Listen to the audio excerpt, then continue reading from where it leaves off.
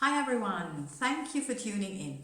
We're here for the new energy update from March 29th through to April 4th, already April, wow. So, my name is Heike and maybe you already know me from my feel good workout or my dance videos on YouTube or my daily energies on Instagram and Facebook. So we have a full moon on Sunday, which I already mentioned in my last energy update, with this healing aspect with Chiron, who is the one wounded healer. And this alignment of Sun, Venus and Chiron is actually very important for the next week. Because if we do the necessary healing work and let go of the then healed issues, we're open for new solutions flowing in. And that's actually what it's all about. Because with this full moon in Libra, Libra is always looking for disbalance, because Libra wants to balance all this. Obstacles might come up, or you might notice where there's tension in your body because or as a reaction of what's happening at the moment in your personal life, in the outside. We all know there's lots and lots going on at the moment. It's very intense, the energy in the collective. So we really need to acknowledge this and to be with it, and of course activate all our self-care tools to look after ourselves, to help the nervous system. Maybe you wanna drink some passion flower tea, yeah, or St. John's wood, whatever is best for you, you'll know that. And we're also asked to acknowledge the big change from the beginning of the last zodiac year in March 2020 to the beginning of this zodiac year. I think we all know that there is a big difference if we just only compare these 2 months.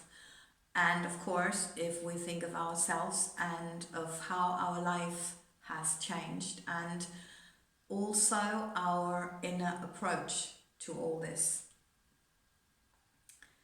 Yeah, that's a lot. So just think about that and really try to do this work for yourself, because then this allowing part comes in. And we've been talking about this also in the last energy update. The more you are healed, the more you can allow, and meaning your desires and wishes to come true, because that's what it's all about. And of course, you can only allow this to flow in when your mind and your focus is not anymore on this that needs to be healed, because we know whatever is going on in the outside is always a trigger. So it points out to you where your task is. And if you do this task, then the next step, which is, what do you want, really? Yeah, that can start, and that can come or start to flow in. So there is another aspect with this full moon that I did not talk about in the last energy update, because it comes after this healing part. And this is the grand trine of Moon, Mars and Saturn. And this comes with harmony, ease and protection. And it represents a smooth transition and solutions that just come in. So when you are open, when you are healed, it can just come to you, like the solution can find you.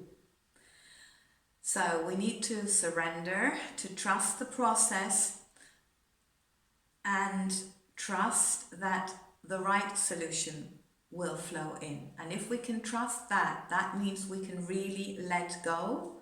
Always topic with a full moon, then that we can let go of our idea of how the solution has to be. Yeah, we really need to trust that the solution will be the right thing.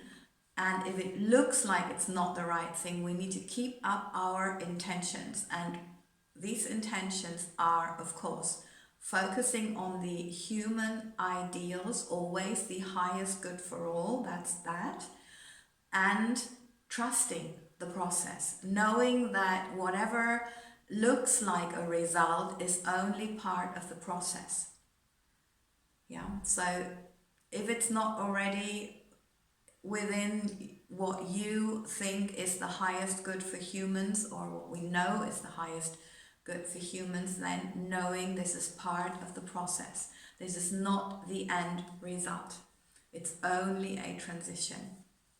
And as we've got this alignment of Sun, Venus and Chiron, there is the Venus energy flowing through everything. So it's all about love and smooth and together and for each other. And it's about acknowledging who you really are and allowing yourself to be exactly this person.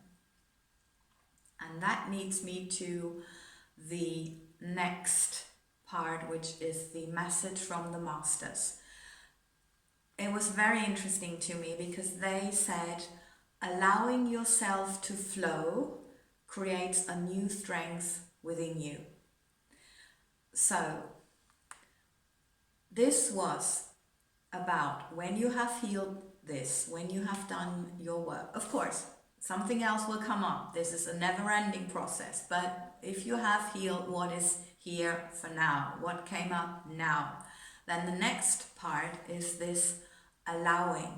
And this allowing meaning being open to the process, however the process wants to show up. So it's this allowing means that you have the trust in the process, and that means you have the trust in yourself and the trust in the universe. And this will give you an enormous strength, because we know that there's nothing as strong as believing, and this is actually what it is about.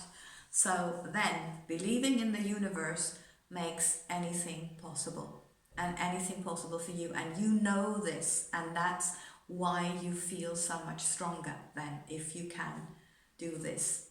I'm saying it again, allowing yourself to flow with the universe, with the flow, creates a new strength within you, so you can face the world in a different way. And that's what we need, because it gives you the necessary compassion to heal the world, to heal yourself, and to heal the world thoroughly.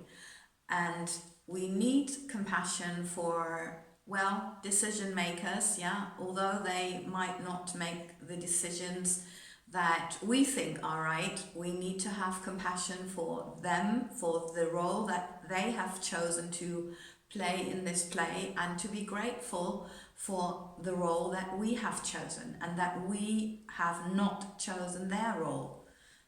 I'm sure this could not be clearer, yeah, from what they said. So, of course, they seem to have the habit now to always asking us questions. So the first question is, where are you still working hard and pushing through to get certain results?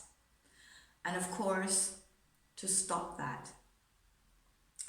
And they also said it's necessary that we acknowledge these stop signs faster, because the manifestation is so much faster now, and we might want to I don't want to say waste time, because what we choose is what we need to experience to get on with our personal story. But the question is, where did we ignore, or do we ignore still maybe, stop signs? Where do we do that? And then, of course, we do that because there is a certain benefit for us in there, yeah? Or we have a program that thinks there is a benefit. So we need to identify that. What is the benefit in there. It can be actually an addiction to a certain emotion.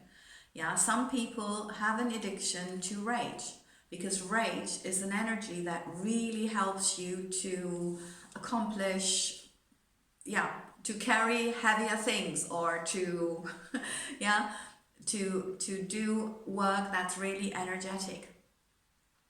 Yeah, or sports that's energetic, but careful with that, because it can also lead to injury. So this is really an important thing. Where do you still do that, and what's the benefit? And then, of course, how can you see this all differently? How can you achieve what you want to achieve in a different way? And we know there's always many ways. So what would be a healthy approach? What would be the childlike approach? Yeah, we can also say, because we know that children are always trying things out, and when they don't achieve what they want to achieve, they change their approach.